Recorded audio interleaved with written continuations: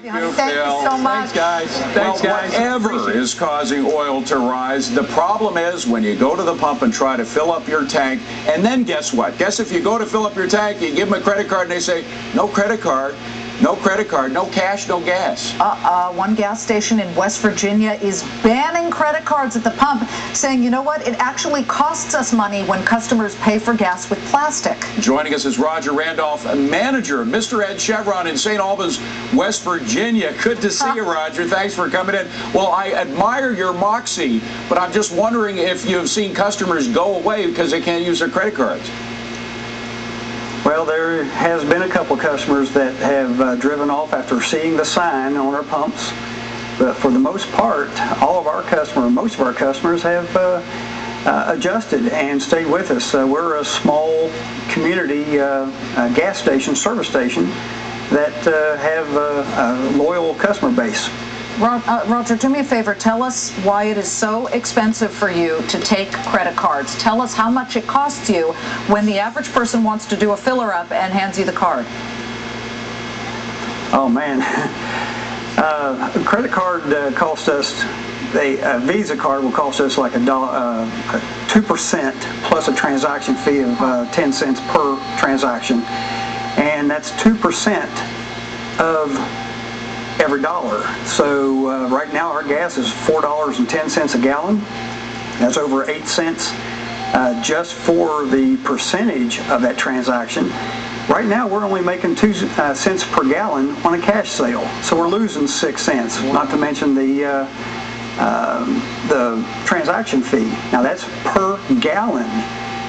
Not per transaction. So how much do you have to make, Roger? How much do you have to make in order to at least break even? At least 12 to 15 cents a gallon to be able to break even on a credit card sale. Roger, now what? Do you think, it's so fascinating, we're so thrilled that you're on because you may be at the forefront of a trend that we will see across America with some of the independent-owned gas stations. Have you seen other gasoline stations saying, we're going to have to follow what you're doing? Well, not so much other gasoline stations following what I'm doing, but I have heard of other small chain stores in various areas that started up over the past couple of years, not taking credit cards from the get-go. But I have gotten phone calls from all over the U.S. this past week, different businesses, independents, supporting what I'm doing or what I've done, and I just happened to, I don't know if you call it luck, but just happened to got put in the news for it, but it's just a simple business decision. You can't run a business and not make a profit. Well, it's that simple. Tell us about how it is running your business now. Absent the credit card issue, have you ever seen times as tough?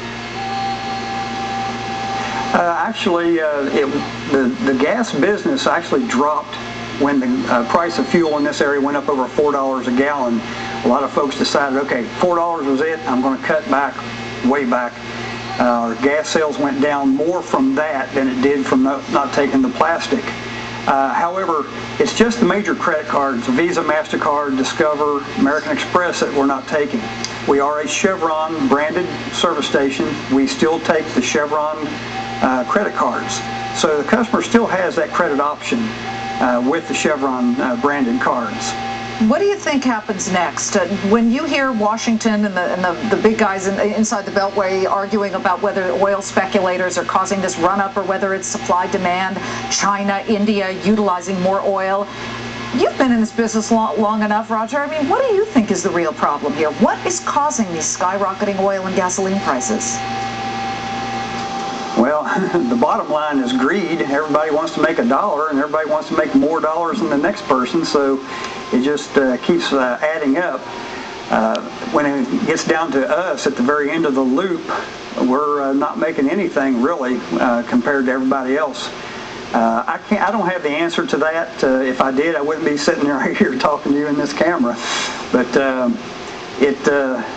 everyone is making a dollar and they want to make more. It's all about greed the way I see it. And heck, we just want to make a few cents a gallon and keep our customers happy. Roger, I understand you got a story to tell about somebody who came in for gas for their lawnmower. Can you tell us about that?